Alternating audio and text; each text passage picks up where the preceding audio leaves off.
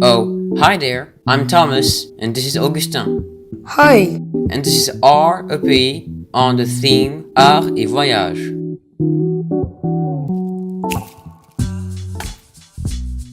The Louvre, Abu Dhabi, where our next artwork from Manet is exposed. Edouard Manet, der ein Marineoffizier werden möchte, scheitert an seiner Prüfung. Es geht ein auf einem Schulschiff verlassen für Brasilien. Während dieser Kreuzung werden seine künstlerischen Talente bestätigt. Er wird ein Maler sein.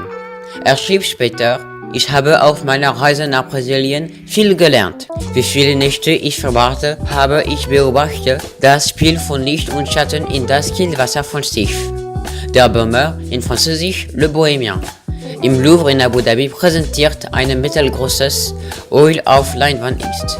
Das Teil einer großen Leinwand ist, die der Maler Manet in 3 Teile geschnitten hat, als wollte er sie einrahmen.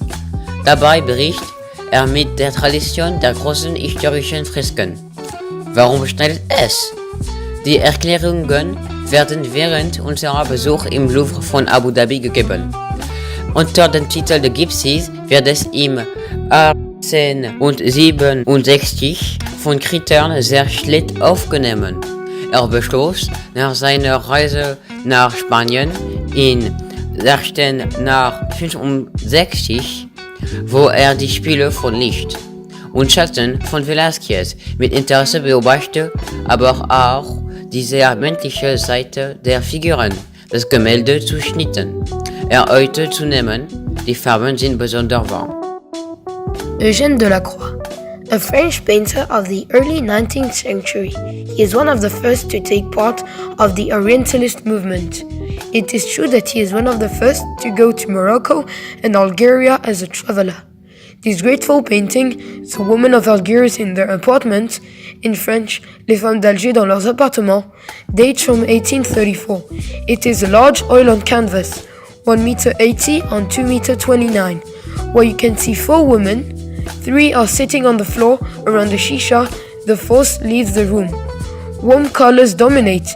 Clothes are made of beautiful fabrics with embroidery, typical of quality clothes.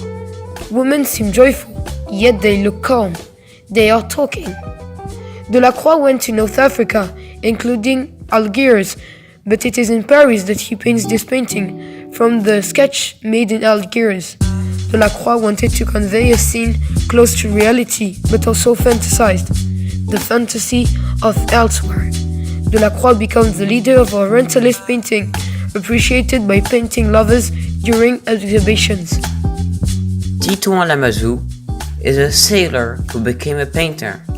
He is an outstanding artist, graduated from the Beaux-Arts of Paris, but is also an exceptional sailor, winner of several races around the world. He notably won this famous race, Le Vendée Globe, which is one of the hardest races in the world. This navigating artist expresses through his aquarelle drawing scenes of life, portraits, and encounters, which are his own travel experience. These will enchant you, make you dream, and are real invitation to voyage. Bruno Catalano. Esta escultura fue realizada por el escultor francés Bruno Catalano. Ella representa a un hombre cuya cabeza se parece al de Van Gogh en su autorretrato. Pero no es por casualidad que la cara de esta escultura se parezca a Van Gogh. El título de esta obra es El Gran Van Gogh. El material utilizado para esta escultura es el bronce, un material muy utilizado para la escultura. Este hombre está representado con una mirada fría, parece desesperado y baja los ojos. Lleva una maleta, camina y no parece muy feliz con el lugar al que va. Uno de los aspectos más importantes de esta escultura es que este personaje no tiene torso, que es físicamente y moralmente el lugar del corazón, de la vida. Esta persona está vacía, ya sea físicamente o emocionalmente, lo que explica por qué está triste. Pero, ¿por qué esta escultura evoca el viaje? Este es el papel de la maleta. La palabra maleta, en español, pertenece al campo léxico del viaje. Esta escultura ilustra el tema del viaje. El viaje está a primera vista.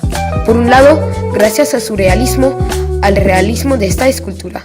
Por otro lado, gracias al paisaje con el mar atrás. El mar siendo un elemento importante del viaje. And approaching to the end, we will, thanks to the artworks that we studied from the last 3 centuries, we now know that voyage is for the artist a source of inspiration and creativity. During this period, these artists did not content themselves to reproduce nature, to show the world, but actually to make you voyage emotionally, spiritually, some sort of a discovery of the elsewhere.